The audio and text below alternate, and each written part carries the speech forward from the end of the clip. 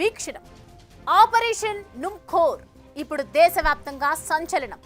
Via Bhutan high end కార్లు భారత్లోకి ఎలా import అవుతున్నాయి, ఎలా ట్యాక్సులు ఎగవేస్తూ తీసుకొస్తున్నారు, ఎలా కొంటున్నారు, తీగలాగితే మొత్తం డొంకంతా షేక్ అవుతోంది. తాజాగా కేంద్ర మంత్రి బండి సంజయ్ మాజీ మంత్రి కేటీఆర్ వాడే వాహనంపై కామెంట్స్ చేయటం, అదే సమయంలో కేరళలో సినీ స్టార్ల ఇళ్లలో కస్టమ్స్ సోదాలతో కథ మొత్తం మారుతోంది. అసలు ఏం జరుగుతోంది? హై ఎండ్ కార్ల దందా ఎలా నడుస్తోంది? ఒక్కసారి ఈ కార్ చూడండి. ఇది కేటీఆర్ వాడుతున్న టయోటా ల్యాండ్ క్రూజర్ 300 మోడల్. బండి నంబర్ TG09D6666. ఇక్కడ చూడండి, ఇది బస్రత్ అహ్మద్ ఖాన్ కేసులో డిఆర్ఐ ఛార్జ్షీట్లో ఇంపోర్ట్ చేసుకున్న కార్ల గురించి మెన్షన్ చేసిన land cruiser registration number. Hare, same to same TG09D6666. ఈ కార్ ఎవరి పేరుపై రిజిస్టర్ అయ్యిందా అని చూస్తే ఎట్ హోమ్ హాస్పిటాలిటీ కంపెనీ పేరుంది. ఇందులో కేటీఆర్ భార్య శైలిమ డైరెక్టర్ గా ఉన్నారు. సో ఈ లింక్ అంతా కేంద్ర మంత్రి బండి సంజయ్ బయటపెట్టారు. బస్రత్ ఖాన్ ట్యాక్స్లు, కస్టమ్స్ సుంకాలు ఎగ్గొట్టి దిగుమతి చేసుకున్న ఈ ల్యాండ్ క్రూజర్ కేటీఆర్ దగ్గరికి ఎలా వచ్చింది? ఎందుకు వాడుతున్నారు? పేపర్లు సరిగా చెక్ చేసుకోలేదా? ఈ మొత్తం కేస్ ఎస్టాబ్లిష్ అయితే ఏం సమాధానం చెప్పుకుంటారు?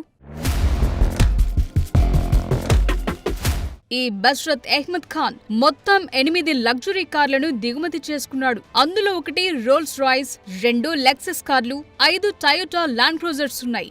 అందులో ఒక ల్యాండ్ క్రూజర్ ను కేటీఆర్ ఇప్పుడు వాడుతున్నారు. ఈ వాహనం ఇండియాలోకి ఇంపోర్ట్ చేసుకునేటప్పుడు బస్రత్ ఖాన్ కేవలం 20,91,000గా అతి తక్కువ అండర్ వాల్యూ చూపించారని డిఆర్ఐ ఛార్జ్షీట్ లో ప్రస్తావించింది. కస్టమ్స్, డిఆర్ఐ అధికారులు చెప్తున్నదేంటంటే, ఈ బస్రత్ నుంచి కార్లు కొన్న వాళ్లు ట్యాక్సులు ఎగవేయటానికి క్యాష్ లో కొన్నారంటున్నారు. ఇది ఎంతవరకు నిజమో దర్యాప్తులో తేల్చాలి. మరి ల్యాండ్ క్రూజర్ ను కేవలం 20 లక్షల రూపాయలుగా చూపిన Basrath Khan at home hospitality company యాజమాన్యానికి ఎంత కమ్మాడు అన్నది తేలాల్సిన విషయం.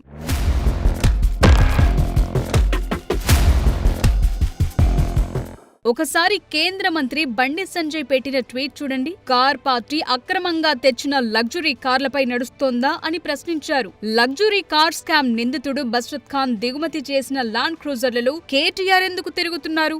ఆ కార్లు కేసీఆర్ కుటుంబానికి సంబంధించిన కంపెనీల పేర్లతో ఎందుకు రిజిస్టర్ అయ్యాయి? మార్కెట్ ధర చెల్లించారా, లేదా తక్కువగా చూపించి కొనుగోలు జరిగిందా? పేమెంట్లు బినామీ పేర్లతో జరిగాయా? నకిలీ ఆదాయమా, లేదా మనీ లాండరింగ్ ద్వారానా? వాస్తవాలు బయటకు రావాలి. సంబంధిత శాఖలు దర్యాప్తు చేయాలని బండి సంజయ్ పోస్టు పెట్టారు. వీటికి తోడు డిఆర్ఐ, కస్టమ్స్ అధికారులు కేరళ సహా దేశవ్యాప్తంగా హై అండ్ లగ్జరీ కార్లను రాంగ్ రూట్లలో కొన్న వారి ఇళ్ల దగ్గర సోదాలు చేయటంతో ఈ కేసు సంచలనంగా మారింది. ఆపరేషన్ నుంఖోర్ పేరుతో యాక్టర్లు సల్మాన్ దుల్కర్ సహా ఇతరుల ఇళ్లలో సోదాలు చేశాయి దర్యాప్తు బృందాలు.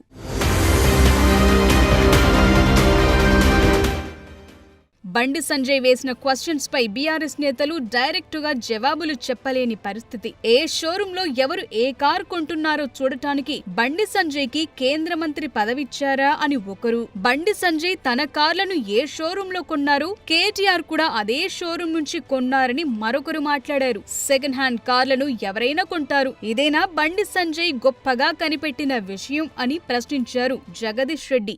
బండి సంజయ్ ఎక్కడ కొన్నాడో మేము కూడా గానే కొన్నాం, వాళ్ళందరూ ఎడగొంటారు, మేము కూడా గానే కొంటున్నాం. గంతే. నేను ఏమంటున్నా, బండి సంజయ్ తిరిగే కార్లు ఏ షోరూంలో కొంటారో మేము కూడా అదే షోరూంలో కొంటున్నాం.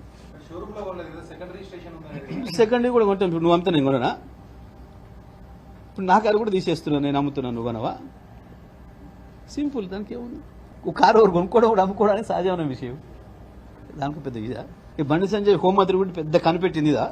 వాస్కోడ్ గామా లేక కొలంబస్ లెక్క గత చిల్లర మాటలు, చిల్లర వేశాను.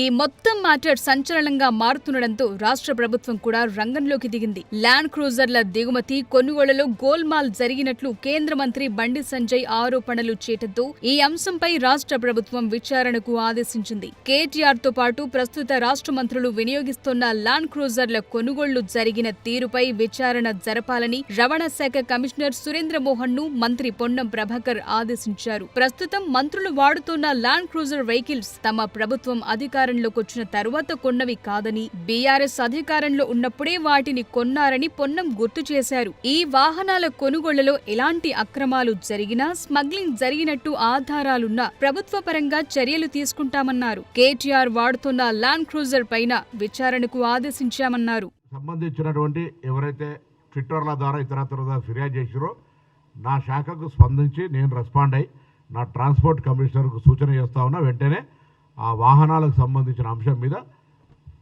ఫ్యాక్ట్స్ బయటికి తీయమని చెప్పి కోరుతా ఉన్నా. నా ప్రభుత్వం వచ్చినాక జరిగినట్టుంటే నాకు దాని మీద ఐడియా ఉంటుంది. నా ప్రభుత్వం రాకముందే ఉన్నటువంటి వాహనాలను మేము వాడుతున్నాం.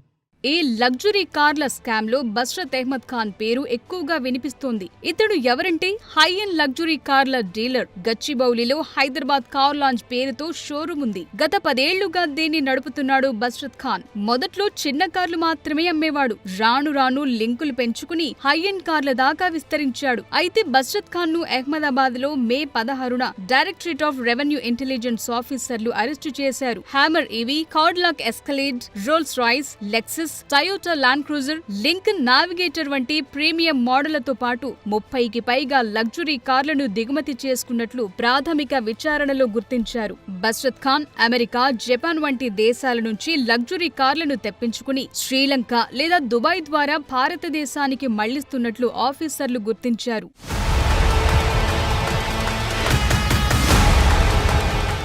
అమెరికా, జపాన్లో అక్కడి అవసరాల ప్రకారం లెఫ్ట్ హ్యాండ్ డ్రైవ్ కార్లను ఉత్పత్తి చేస్తుంటారు. అందుకే వాటిని దుబాయ్, శ్రీలంకకు తీసుకొచ్చాక లెఫ్ట్ సైడ్ డ్రైవ్ నుంచి రైట్ హ్యాండ్ డ్రైవ్ కి మోడిఫై చేసి నకిలీ పత్రాలతో ఇండియాకు దిగుమతి చేసుకున్నారని అభియోగాలున్నాయి. ఏదైనా వాహనం విలువ సుమారు ₹1,00,00,000 దాన్ని చాలా అండర్ వాల్యూ వేసి, అంటే 40 లక్షలు, 50 లక్షలు మాత్రమే చూపుతూ ఇంపోర్ట్ చేయిస్తుంటాడు. ఇది అతడు డిఆర్ఐ దర్యాప్తులో ఒప్పుకున్నాడు కూడా. ఇదే విషయాన్ని డిఆర్ఐ చార్జ్ షీట్ లో మెన్షన్ చేసింది. ఇలా 100 కోట్ల దాకా బస్రత్ అహ్మద్ ఖాన్ కస్టమ్స్ ట్యాక్స్ ఎగవేసినట్లు అంచనా వేశారు.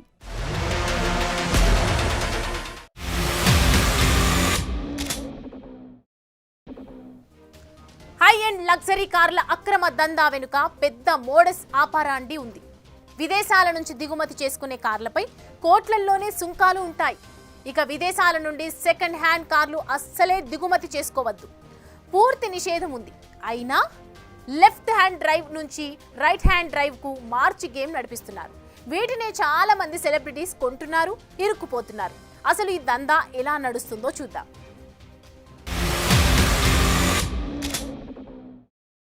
ఇండియాలో లగ్జరీ కార్ల స్మగ్లింగ్ ఒక పెద్ద సమస్యగా తయారైంది. మన కస్టమ్స్ చట్టాల ప్రకారం సెకండ్ హ్యాండ్స్ కార్ల దిగుమతిపై నిషేధం ఉంది. ట్రాన్స్ఫర్ ఆఫ్ రెసిడెన్సీ అంటే విదేశాల నుంచి భారత్కు షిఫ్ట్ అయ్యే వారికి మాత్రమే మినహాయింపు ఉంటుంది. అందులోనూ భారీగా ట్యాక్సులు చెల్లిస్తేనే కారు ఇండియాలో ల్యాండ్ అవుతుంది, లేకపోతే లేదు. ఇంత స్ట్రిక్ట్ రూల్స్ ఉన్నప్పటికీ హై హ్యాండ్ కార్లు విచ్చలవిడిగా చాటుమాటుగా ఇంపోర్ట్ అవుతూనే ఉన్నాయి. అక్రమ రూట్ల ద్వారా కార్లు తీసుకొచ్చి ఫేక్ డాక్యుమెంట్లతో రిజిస్టర్డ్ చేసి బ్లాక్ మార్కెట్లో అమ్ముతున్నారు. ఇది ట్యాక్స్ ఎగవేత, మనీ లాండరింగ్, ఫోర్జరీలు చేసి కథ నడిపిస్తున్నారు. అందుకే ఇప్పుడు ఆపరేషన్ నుంకోర్ దేశంలో సంచలనంగా మారింది.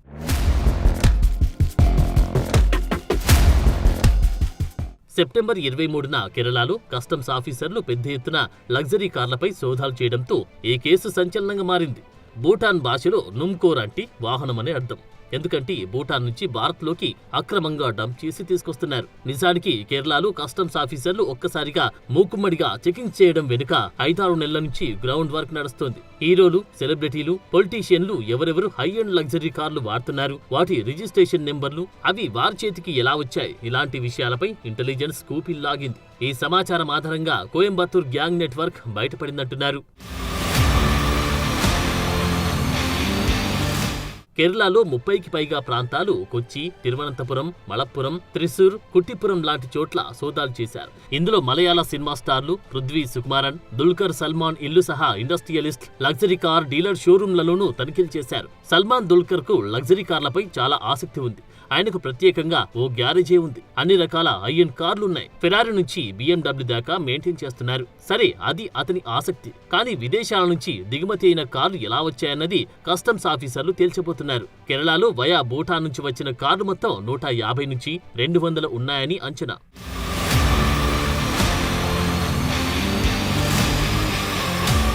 చాలా డిపార్ట్మెంట్లలో రూల్స్ వయోలేట్ చేస్తే గాని ఇలాంటి కార్లు మన రోడ్లపై తిరగలేవు. అందుకే ఈ కేసును క్రాక్ డౌన్ చేసే పనిలో దర్యాప్తు బృందాలున్నాయి. ఏ ఆఫీసర్లు ఎలా ఈ వాహనాలకు అనుమతులు ఇచ్చారన్నది తేల్చబోతున్నారు. Kerala transport commissionerate, ATS, state police, ED, GST, income tax, DRI, customs ఇలాంటి ఏజెన్సీలు విచారణలో ఇన్వాల్వ్ అవుతున్నాయి. భూటాన్ ఆర్మీ డీకమిషన్డ్ కార్లు తక్కువ ధరకు కొని ఇండో భూటాన్ బార్డర్ ద్వారా తీసుకొస్తున్నారు. పార్ట్స్ గా డిస్మాంటిల్ చేయడం, పెద్ద పెద్ద కంటైనర్లలో దాచడం, టూరిస్ట్ పర్మిట్ తో డ్రైవ్ చేసుకుంటూ తీసుకొచ్చి భారత్ లో వదిలి వెళ్లడం ఇలాంటివి చేస్తారు. హిమాచల్ ప్రదేశ్ సహా వేర్వేరు చోట్ల మొదట రిజిస్ట్రేషన్ చేసి ఆ తర్వాత కేరళకు తీసుకొచ్చి అమ్ముతున్నట్లు ఐడెంటిఫై చేశారు. ఈ హై-ఎండ్ కార్ల స్మగ్లింగ్ ఒక సాఫిస్టికేటెడ్ నెట్వర్క్ గా మారింది. భారత్ తో ట్రేడ్ అగ్రిమెంట్ వల్ల భూటాన్ లో ఇంపోర్ట్ డ్యూటీలు తక్కువ.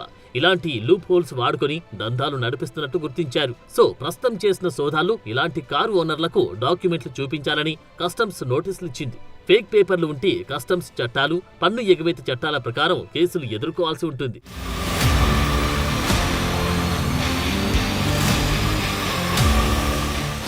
అసలు విదేశాల నుంచి సెకండ్ హ్యాండ్స్ కార్లు కొనడమే నిషేధం. అయినా సరే మాయ చేసి దందా నడిపిస్తున్నారు. ఆపరేషన్ నుమ్ఖోర్లో గుర్తించిందేంటంటే 200కు పైగా కార్లు భూటాన్ నుంచి వచ్చాయని తేలింది. ఇక బసరత్ ఖాన్ కేసులో దుబాయ్ లేదంటే వయా శ్రీలంక నుంచి తీసుకొచ్చారు. అక్కడే లెఫ్ట్ హ్యాండ్ డ్రైవ్ నుంచి రైట్ హ్యాండ్ డ్రైవ్ కు మార్చి ఇంపోర్ట్ చేశారు. బసరత్ ఖాన్ అడ్డంగా దొరికిపోయాడు.